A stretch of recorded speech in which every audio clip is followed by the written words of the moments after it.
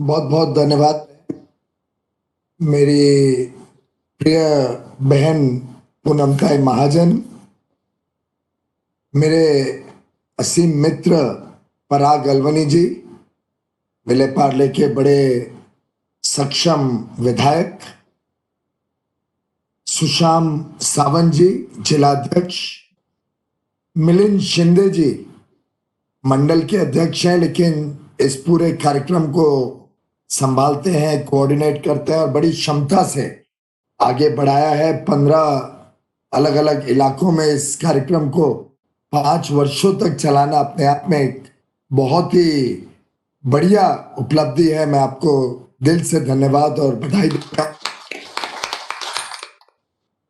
हमारे अलग अलग वार्ड्स के कॉरपोरेटर्स, बहन ज्योति अलवानी जी, अनीश मकवाने जी, सुनीता राजेश मेहता जी, अभिजीत सामंत जी, मुरजी पटेल भाई, एक्स कोऑपरेटर अरुण देव जी, हमारे सबके वरिष्ठ नेता, बड़े भाई, पूर्व में डिप्टी मेयर रहे और मैं समझता हूं पूरे क्षेत्र में भारतीय जनता पार्टी और उसके पहले भारतीय जनसंघ को खड़ा करने में जिनकी बहुत अहम भूमिका रही, प्रोफेसर भालचंद्र पाटिल जी, अलग अलग इलाके पे इकट्ठे हुए भारतीय जनता पार्टी के कार्यकर्ता भाई बहन, अलग अलग क्षेत्र पे जो हमारे किसान भाई बहन आए हैं और उपस्थित सभी मुंबईकर, नासिककर भाइयों और बहनों, नमस्कार।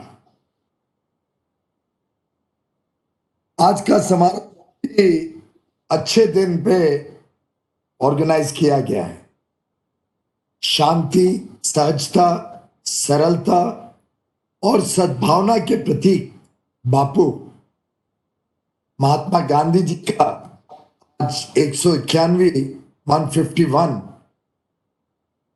जन्म जयंती के दिवस मैं आज उनको नमन करता हूं और मैं समझता हूं उनकी याद में एक कार्यक्रम विले पार्ले में हम हर लंबे समय तक याद रखेंगे। आज लाल बहादुर शास्त्री जी के भी जन्म तिथि है। 116 वर्ष हो गए उनके जन्म को।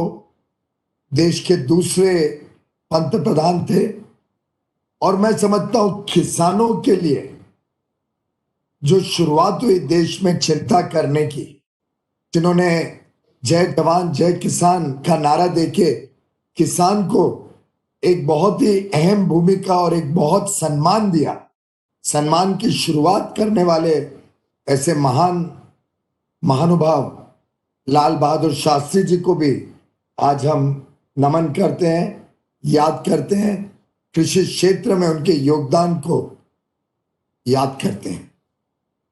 आत्मनिर्भर किसान बाजार और अन्नदाता सम्मान 16 ये जन जागरूकता के कार्यक्रम भाई पराग अलवनी जी ने जो आज आयोजित किए हैं, मैं उसके लिए उनको बधाई देता हूं।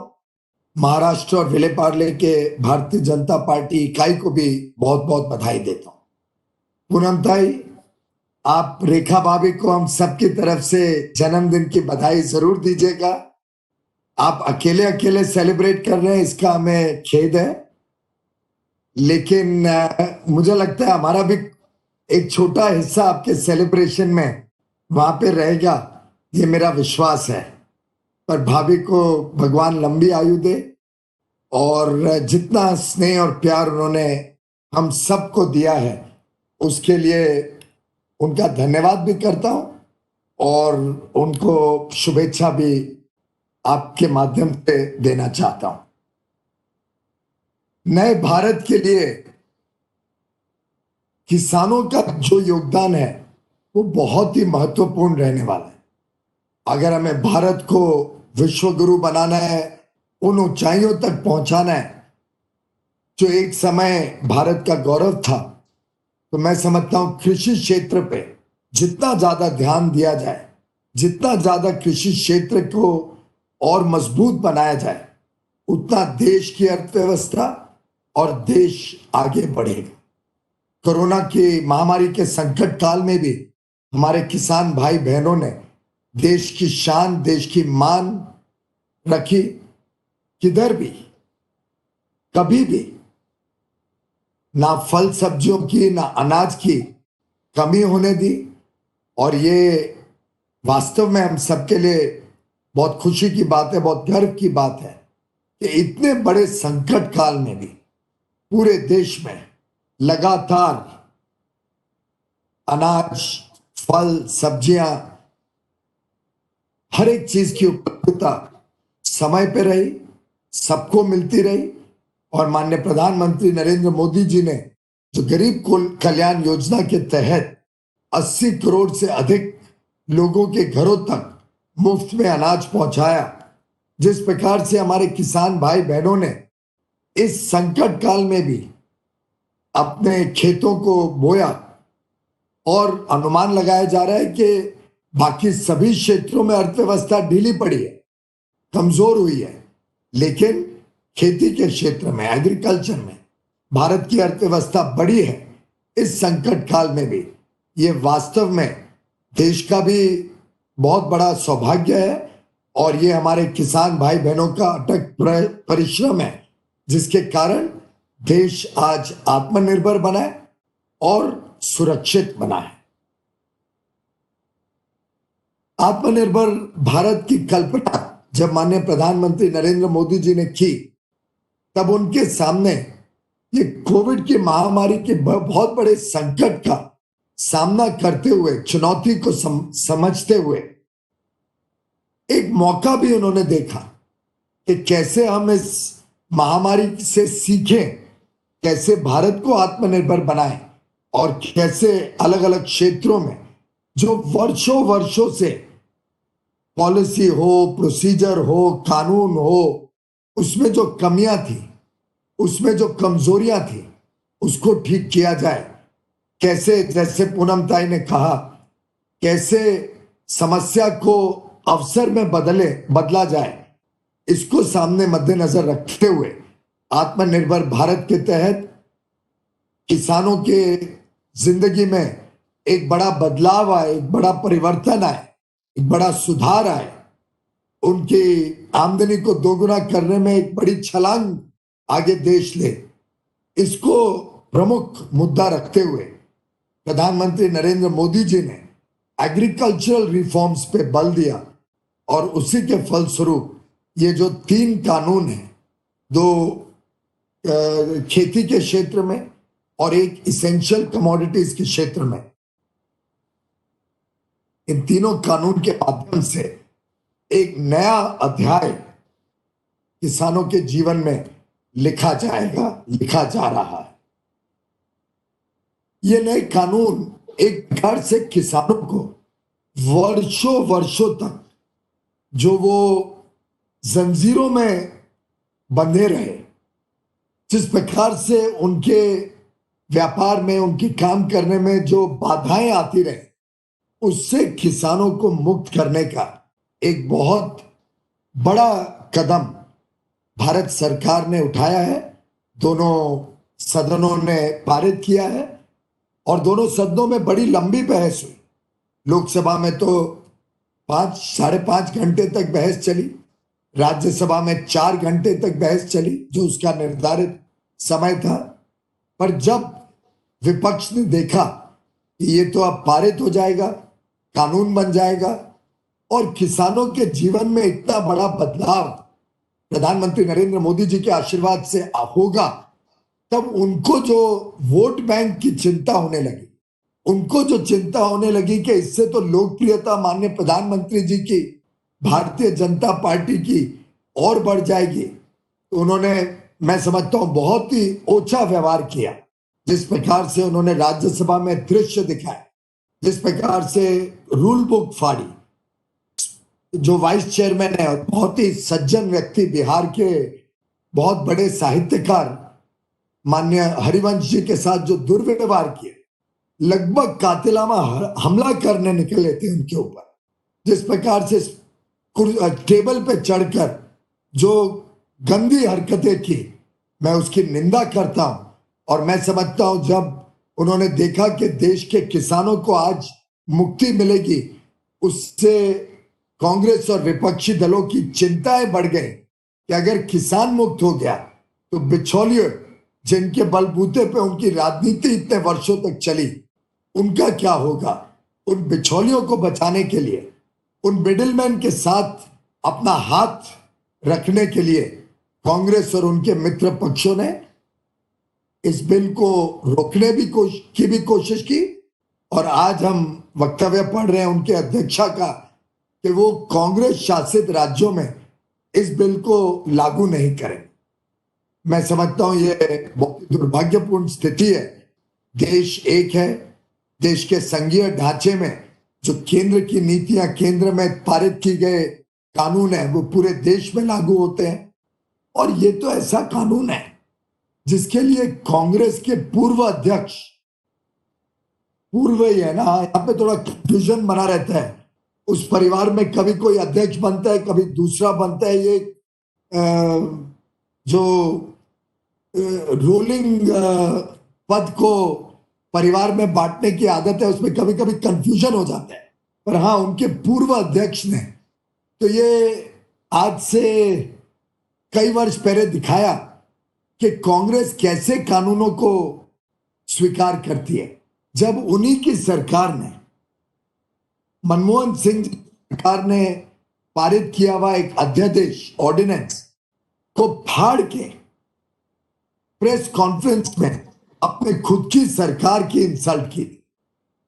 ऐसा नेतृत्व आखिर भारतीय जनता पार्टी और एनडीए द्वारा किए गए ट्रांसफॉर्मेशनल रिफॉर्म्स, किसानों के जीवन में, किसानों की आमदनी में बड़ा बदलाव लाने वाले नए कानून को कैसे स्वागत कर सकते। और ये हम कभी ना भूलें कि कांग्रेस ने तो 2013 में जब यूपीए की कांग्रेस की सरकार थी, तब ये घोषणा की थी कि उनके जो 12 राज्य हैं उसमें फल सब्जियों को एपीएमसी के जंजीरों से निकाला जाए। तब कांग्रेस की सरकार केंद्र में भी थी, कांग्रेस की सरकार महाराष्ट्र में भी थी। उनके 2019 के चुनावी घोषणा पत्र में कांग्रेस ने कहा कि वो एपीएमसी एक्ट को पूरी तरीके से खत्म कर दे। कांग्रेस ने यह भी कहा कि इसेंशियल कमोडिटीज एक्ट जो 1955 में बना था, जब देश में अनाज की कमी रहती थी, विदेश से देश में अनाज आता था, उस समय का कानून जिसकी आज कोई रेलेवेंस नहीं है, जिसका आज कोई अस्तित्व नहीं है, जिसको आज कानून रहने की जरूरत नहीं है, उसको हम पूरी तरीके से खत्म कर दें। ये कांग्रेस के 2019 के चुनावी घोषणा पत्र में से मैं आपको बता। लेकिन भारतीय जनता पार्टी ने बहुत सोच समझ के इस कानून में बदलाव लाया है। हमने एपीएमसी एक्ट खत्म नहीं किया, हमने उसको ऑप्शनल बना दिया। मंडी रहेंगी, लेकिन किसानों को अब बाध्य नहीं किया जाएगा कि आपको मंडी में ही सामान बेचना। किसानों को बाध्य नहीं होगा कि उनको मंडी में टैक्स भरना पड़ेगा। किसानों को ये चिंता नहीं करनी पड़ेगी कि अगर फल सब्जी नासिक से मुंबई बेचने के लिए आ रहे हैं तो रास्ते में कोई इंस्पेक्टर, कोई मंडी का सेक्रेटरी खड़ा होगा वसूली करने के लिए, चाहे मंडी टैक्स की, चाहे अलग प्रकार की। ये सब चीजों से हमने किसानों को बिचौलियों से और दलालों से, जो गलत काम करते, उनसे मुक्ति दिलाई। मैं ये भी नहीं कह रहा हूं कि कोई हरेक जो अड़तिया है, जो हरेक व्यक्ति मंडी में काम करता है, वो गलत है। इसलिए हमने मंडियों को बंद नहीं किया। जो अच्छे लोग ईमानदार व्यवस्था से काम कर रहे हैं, जो लोग अपने दिए हुए वचन को पूरा करते हैं, जो लोग किसान का सम्मान करते हैं, जो उनके साथ छल नहीं करते हैं, मैं समझता हूं कई किसान ऐसे होंगे जो अभी भी उनके साथ व्यापार करना चाहें, लेकिन वो व्यापार जबरदस्ती नहीं होगा, स्वेच्छा से होगा। और ईमानदार व्यापारी का भी सम्मान होगा, किसान को भी और मौके खुल जाए। किसान के पास अब नए प्रकार के काम करने का ढंग खुल जाएगा। हो सकता है किसान के खेत के सामने कोई मिल हो, वो अपना अनाज उस मिल को सीधा बेच सकता है।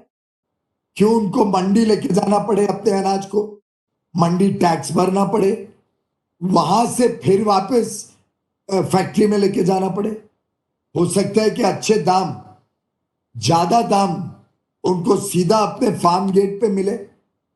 क्यों ऐसा हो कि किसान अपने सामान को मंडी लेके जाए और अगर मंडी में उस दिन अच्छा दाम नहीं मिले तो या तो मजबूर हो वापस लाने के लिए, जिसकी अपनी समस्याएं, खर्चा है, या कम दाम पे रात तक बेचना पड़े उसको। ये मजबूरियां खत्म करनी, किसान को मजबूत बनाना है। मजबूरी खत्म करके किसान को मजबूत बनाने का काम प्रधानमंत्री नरेंद्र मोदी जी।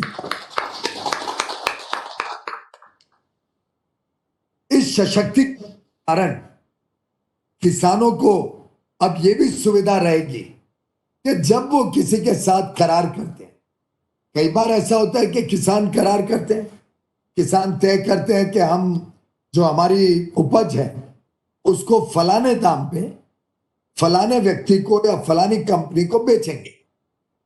हो सकता है जो मंडली आज विलेपार्ले में सब्जियां बेचती है या फल सब्जियां लोगों के घरों तक पहुंचाती है, वो चाहेगी कि जो सब्जी, जो फल वो बनाते हैं उसका एक कॉन्ट्रैक्ट कर ले आपकी मंडली के साथ, आपके आत्मनिर्भर किसान बाजार के साथ, कि भाई मैं साल भर आपको टमाटर फलाने दाम पे दूंगा, आर्ग्यूमेंट सेक के लिए 20 रुपए किलो में दूंगा।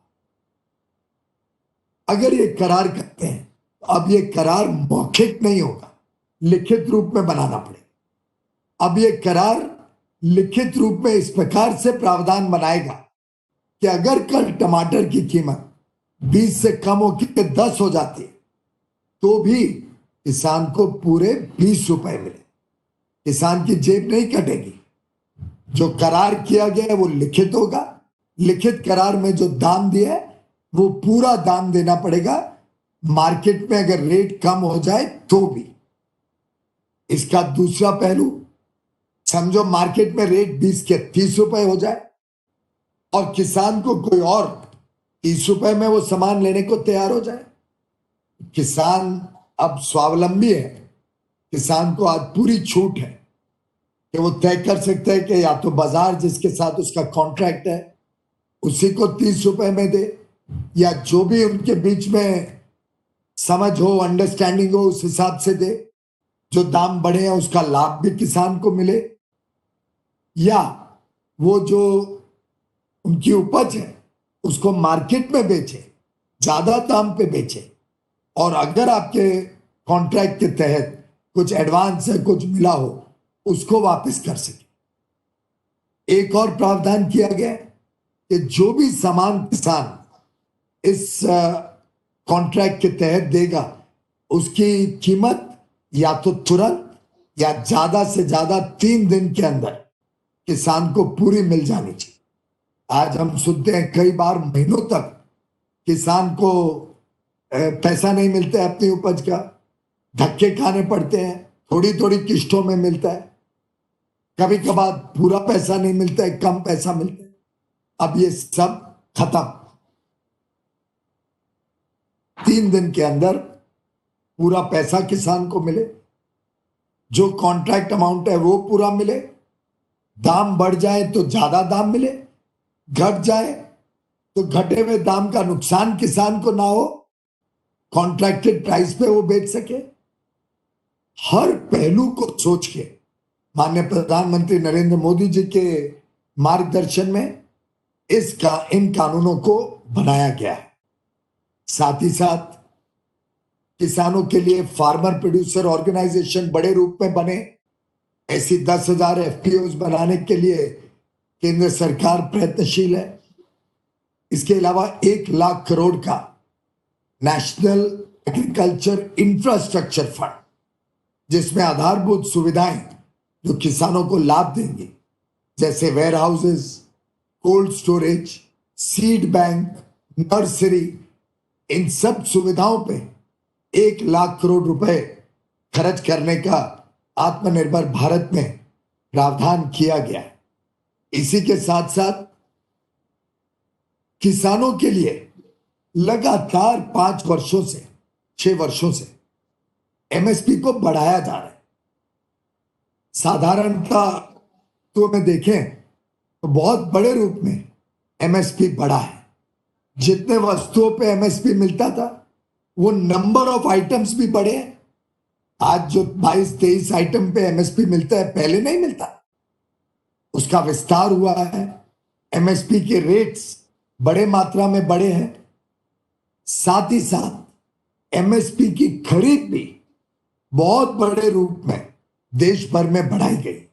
मुझे याद है देवेंद्र फडणवीस जी की जो महाराष्ट्र में सरकार थी, उस समय एमएसपी की खरीद में बहुत बड़े रूप में बदलाव लाया गया था। और एक साल तो मुझे याद है कि कांग्रेस के समय का 700 करोड़ रुपए की खरीद होती थी एमएसपी पे। देवेंद्र फडणवीस जी ने उसको बढ़ा के 10 गुना कर दिया था, लगभग 10 गुना। तो अलग अलग रूप से ये सरकार प्रतिबद्ध रही है किसानों के जीवन में बदलाव लाने की। आपको जान के आनी होगी, यूपीए के 5 वर्ष 2009 से 14 के बीच लगभग 3.5 लाख करोड़ का एमएसपी पे खरीद हुई थी।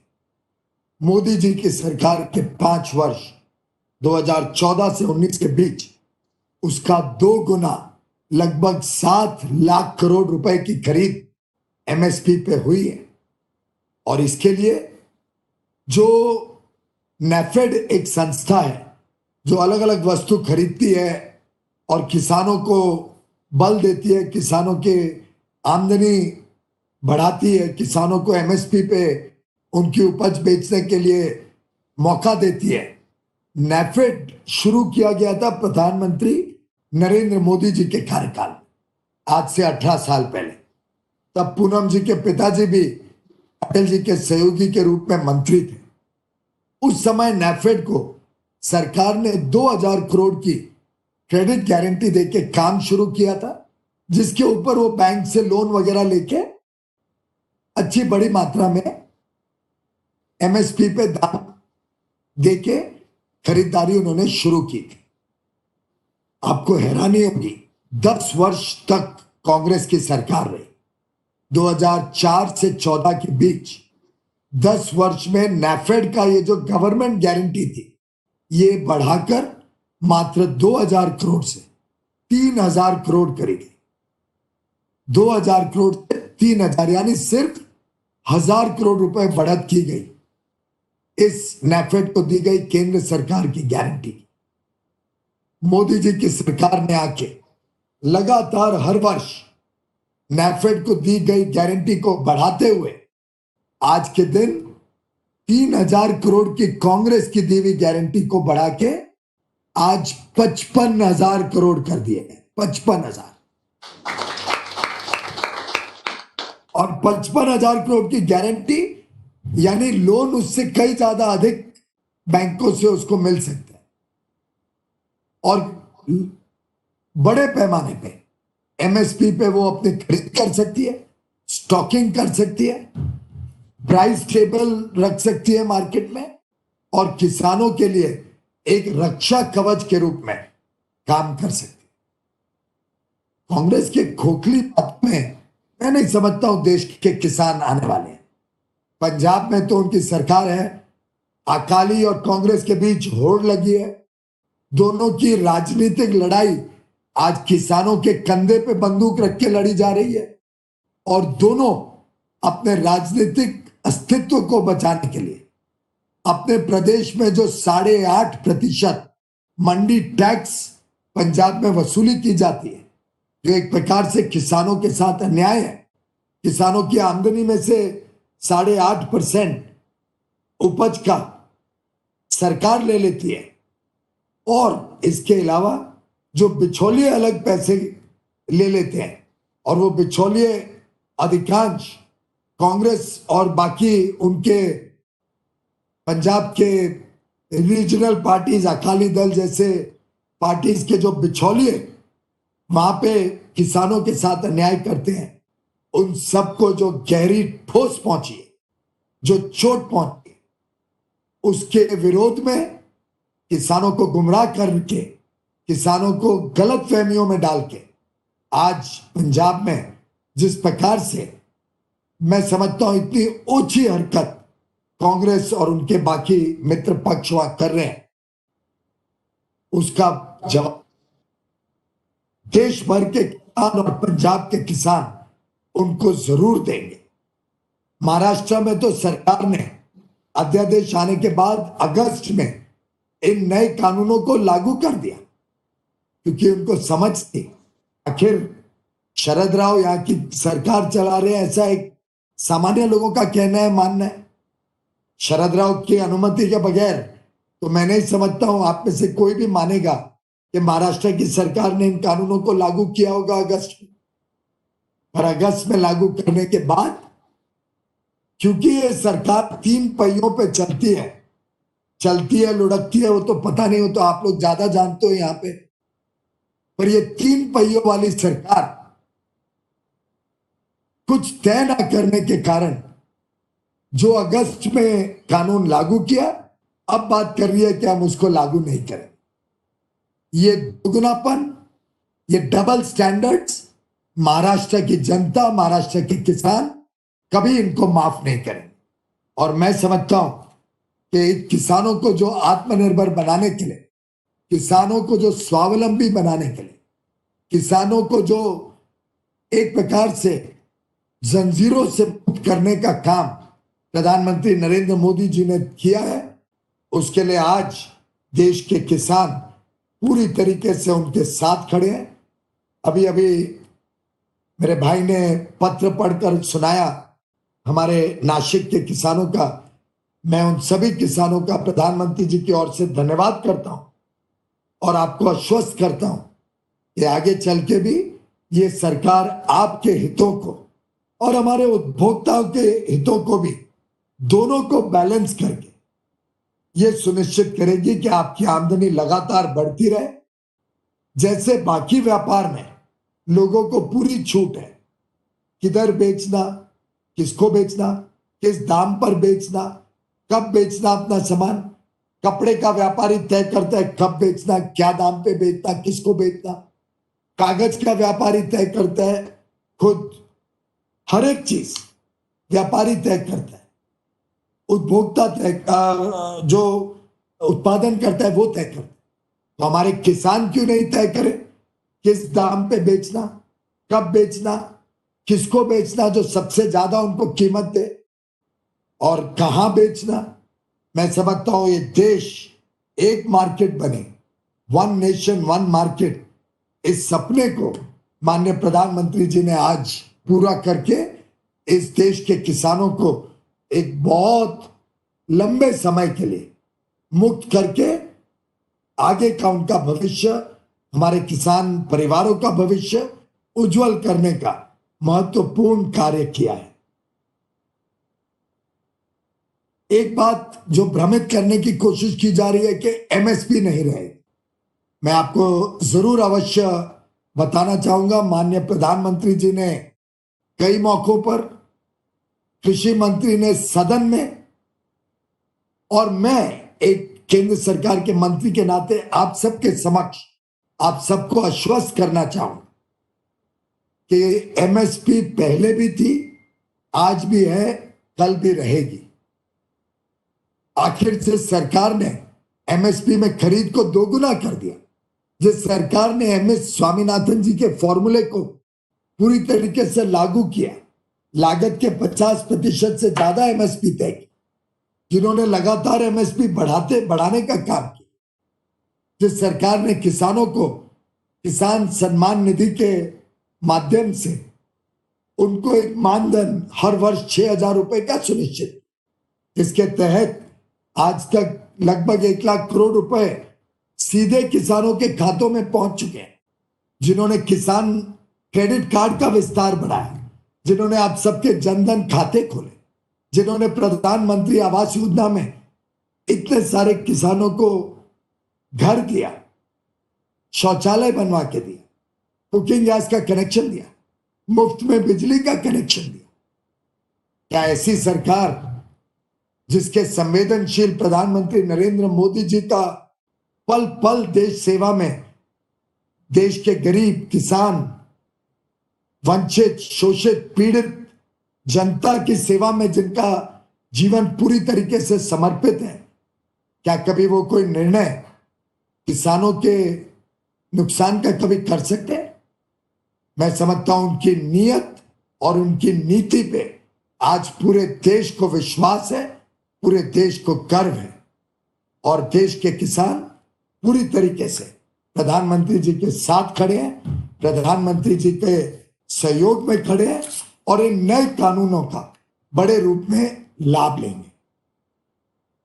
आप ये भी भली भांति जानते हैं कि हाल में ही प्रधानमंत्री जी के मार्गदर्शन में भारतीय रेल ने किसान रेल की सुविधा शुरू की और नासिक से, देवलाली से ही ये नए प्रयोग का शुरुआत की गई।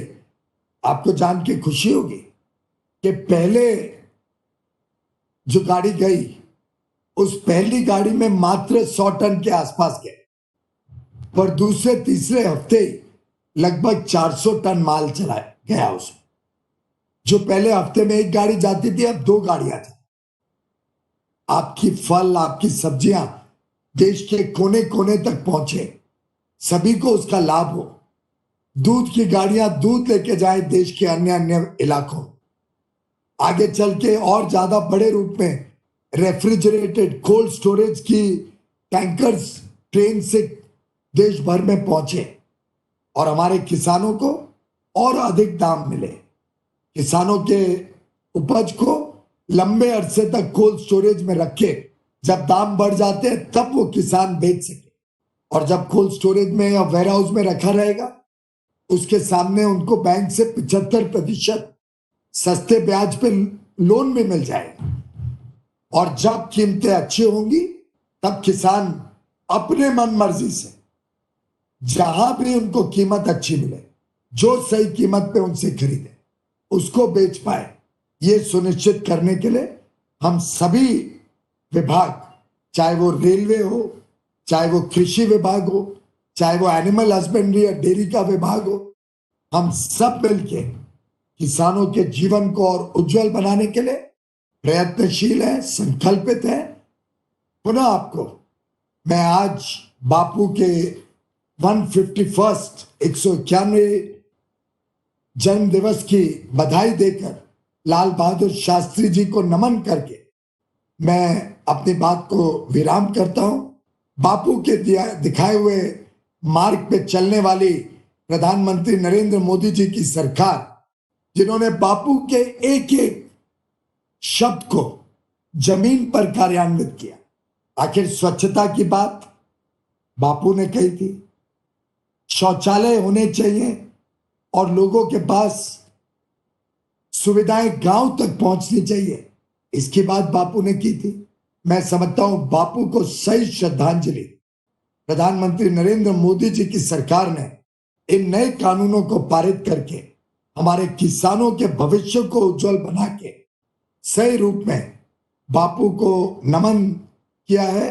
और आज लाल बहादुर शास्त्री जी को जरूर खुशी हो रही होगी कि जिन किसानों के लिए उन्होंने पूरे जीवन को समर्पित किया, उन किसानों के लिए प्रधानमंत्री नरेंद्र मोदी जी की सरकार इतने अहम फैसले, इतने बड़े कदम उठा के उनके जीवन को सुधार रही है।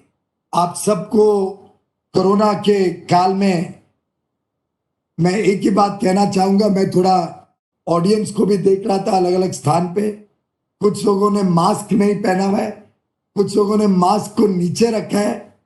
मास्क यहां नहीं रहेगा, मास्क आपके नाक से लेके पूरा मुंह को कवर करेगा। मास्क पूरे समय जब भी हम घर के बाहर हो हम पहने रखें, 2 गज की दूरी बनाए रखें, जिससे आप और आपका परिवार, आपके सब मित्रगण स्वस्थ रहे।